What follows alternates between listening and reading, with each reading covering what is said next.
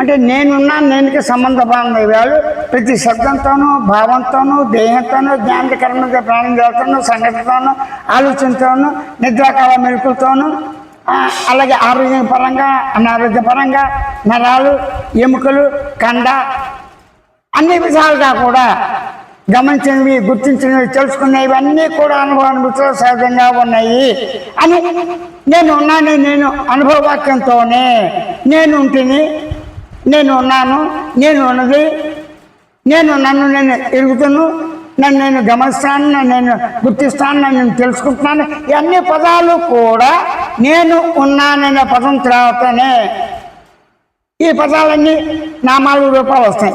అంటే సాపేక్షకము.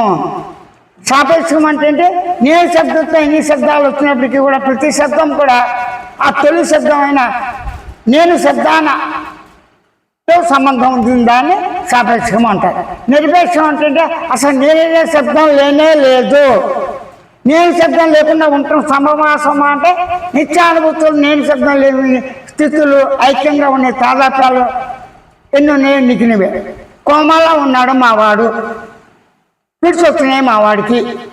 నేను మాట్లాడుతూ మగతగా అయిపోయి ఒక రెప్పపాటు కునుకు తీశాను. రోజు గాఢ నిద్ర, తాదాత్మ్యం, మళ్ళీ రావటం, మనసే లేని స్థితి, ఇవన్నీ కూడా సంబంధ బాంధవ్యాలు కదా. అంటే సంబంధ బాంధవ్యాలు ఎన్ని ఉన్నాయి కదా. ప్రతి సెకను దేశం, కాలం, వస్తువులు ఉన్నా లేకపోయినప్పటికీ సంబంధ బాంధవ్యాలు ఉన్నాయి.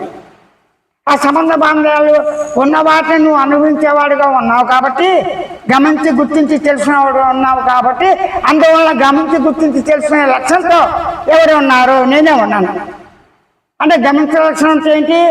తను తానుగా సాక్షి చైతన్యంతో, చైతన్య సాక్షిగా, తనకు తానే స్వయంగా ఉనికి అవగాహనతో, స్వయంగా చిత్త పదార్థ అవగాహనతో, సత్ పదార్థ అవగాహనతో, స్వయంగా ఆనంద అవగాహనతో, స్వయంగా మౌనంతో, స్వయంగా పరిపూర్ణంగా స్వేచ్ఛతో సహజంగా ఈ పదాలు, ఈ శబ్దాలతో తనకు సంబంధ బాంధవ్యాలు స్పష్టంగా అనుభూతిగా ఉండుట సహజమేనని ప్రతివారు ఎవరికి వారే స్వయం అవగాహనతో సరళంగా, సూటిగా, స్పష్టంగా గుర్తించాలి.